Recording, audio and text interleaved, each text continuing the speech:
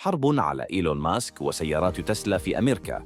الآلاف من الأمريكيين يهاجمون شركات إيلون ماسك ويعتصمون أمام مقراتها في أكثر من 28 ولاية أمريكية.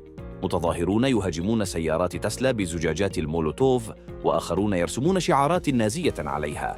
حركة الاحتجاجات المتزايدة ضد سيارات تسلا أجبرت عدد كبير من ملاك الشركة على الامتناع عن قيادة السيارة خوفاً من تعرضهم للهجمات، وآخرون اضطروا أن يستبدلوا شعارات سياراتهم بشعارات لسيارات ألمانية ويابانية. منظمو حركة الاحتجاجات طالبوا مالكي سيارات تسلا ببيعها والتخلي عن أسهمهم في الشركة كوسيلة للاحتجاج على سياسات إيلون ماسك في إدارة كفاءة الحكومة ودوره في تسريح عشرات الآلاف من الموظفين.